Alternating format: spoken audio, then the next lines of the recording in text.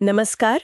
आज हम कंबोडिया में साइबर अपराध पर हुई एक बहुत बड़ी कार्रवाई पर नजर डाल रहे हैं। जी। हमारे पास जो जानकारी है वो हाल की घटनाओं के बारे में है, जहां ये संगठित साइबर अपराध के खिलाफ एक बड़ा अभियान चला है। आज की चर्चा का मकसद है ये समझना कि आखिर हुआ क्या, कौन लोग इसमें शामिल थे और इस पूरी कार्रवाई के पीछे की कहानी क्या है। तो सबसे पहली बात, कंबोडियाई अधिकारियों ने 1000 से ज्यादा संदिग्धों को पकड़ा है। हाँ, 1000 से ज्यादा, ये कोई छोटी बात नहीं है। बिल्कुल नहीं। और ये गिरफ्तारियां कम से कम 5 प्रांतों में एक साथ हुई छापेमारी का हिस्सा हैं। निशाना थे ये स्कैम कंपाउंड्स। जी, ये धोखाधड़ी के अड्डे जिन्हें कहते हैं। असल में ये कार्रवाई प्रधानमंत्री हुन मानेट के आदेश के बाद हुई। अच्छा। हाँ, उन्होंने कहा था कि ऑनलाइन घोटालों पर तुरंत लगाम कसनी है। तो फिर नोमपेन, सिहानोक विलेब, क्रसीत, पुरसैट, इन सब जगहों पर एक साथ छापे पड़े। मतलब एक बड़ा कोऑर्डिनेटेड एफर्ट था ये। बिल्कुल बिल्कुल, एक बड़ा समन्वित प्रयास लगता है ये। और जो लोग गिरफ्तार हुए हैं उनकी लिस्ट देखें तो ये मामला कितना अंतर्राष्ट्रीय है। हाँ, ये बात ध्यान देने वाली है। 200 से ज्यादा वियतनामी, 270 इंडोनेशियाई और उनमें महिलाएं भी शामिल हैं। जी, करीब 45 महिलाएं भी हैं उनमें। फिर चीनी, ताइवानी और म्यांमार, बांग्लादेश, थाईलैंड, यहाँ तक कि कंबोडिया के अपने नागरिक भी। हाँ, ये दिखाता है कि ये नेटवर्क कितने फैले हुए हैं, मतलब रीजनल लेवल पर। बिल्कुल, एक तरह का अंतर्राष्ट्रीय रैकेट ही लगता है ये। सही कह रहे हैं। और अधिकारियों ने सिर्फ लोगों को ही नहीं पकड़ा है, बल्कि सैकड़ों मोबाइल फोन, कंप्यूटर और दूसरे उपकरण भी जब्त किए हैं। अच्छा, तो सामान भी मिला है। जी हाँ, और इन सब का इस्तेमाल हो रहा था बड़े पैमाने पर धोखाधड़ी करने के लिए, जैसे रोमांस स्कैम। ओ, रोमांस स्कैम और वो निवेश वाले फ्रॉड। हाँ हाँ, वही निवेश धोखाधड़ी। ये लोग बहुत ही संगठित तरीके से काम करते हैं, पूरा सिस्टम बना रखा है। लेकिन जैसा अक्सर होता है, कहानी सिर्फ धोखाधड़ी तक ही नहीं रुकती है ना।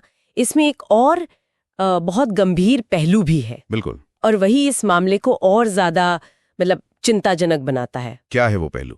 देखिए, स्थानीय और अंतर्राष्ट्रीय मानवाधिकार समूह वो बार बार इन कंपाउंड्स को मानव तस्करी के अड्डों के तौर पर पॉइंट आउट करते रहे हैं। मानव तस्करी इन स्कैम कंपाउंड्स में? जी हाँ।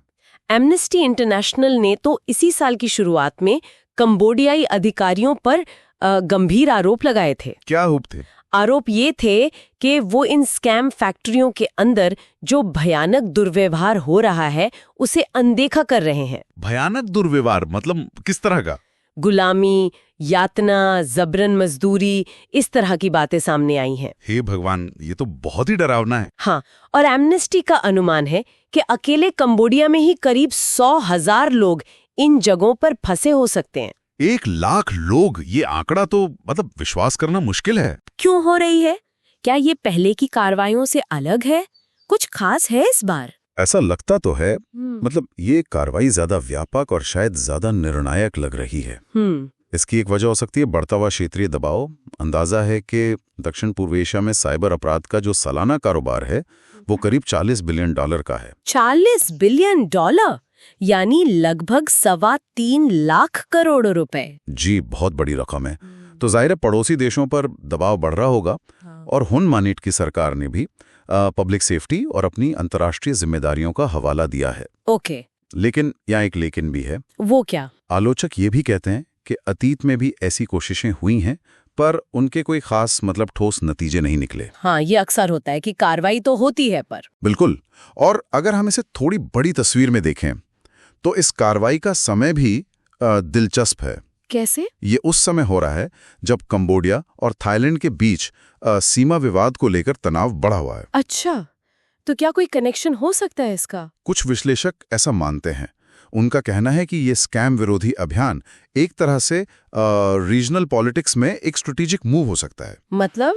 मतलब ये कि शायद कंबोडिया अपनी स्थिति मजबूत करने की कोशिश कर रहा हो, खासकर तब जब पड़ोसी थाईलैंड भी अपने यहाँ साइबर अपराध पर सख्ती बढ़ा रहा है। तो ये सिर्फ अपराध नियंत्रण का मामला शायद ना हो, इसमें थोड़ी जियोपॉलिटिक्स भी हो सकती है। ये तो एक नया एंगल है। जी। तो संक्षेप में कहें तो कंबोडिया में साइबर अपराध पर एक बड़ी कार्रवाई चल रही है। 1000 से ज्यादा गिरफ्तारियां हुई हैं, कई देशों के लोग शामिल हैं और इसके तार मानव तस्करी के बेहद गंभीर आरोपों से जुड़े हैं। हाँ, हमें एक अहम सवाल पर लाकर खड़ा करती है। क्या सवाल? सवाल ये कि इन कार्रवाइयों के पैमाने और जो अतीत में कथित निष्क्रियता की बातें हैं, उनको देखते हुए क्या सिर्फ गिरफ्तारियां काफी हैं? इन बड़े नेटवर्क्स को जड़ से खत्म करने के लिए किस तरह के प्रणालीगत बदलावों की जरूरत होगी? हाँ, ये बड़ा सवाल है। और सबसे जरूरी बात, उन हजारों पीड़ितों का क्या होगा जो इन स्कैम फैक्ट्रीज में फंसे हुए हैं या फंसे थे? उनका भविष्य क्या है? ये वाकई सोचने वाली बात।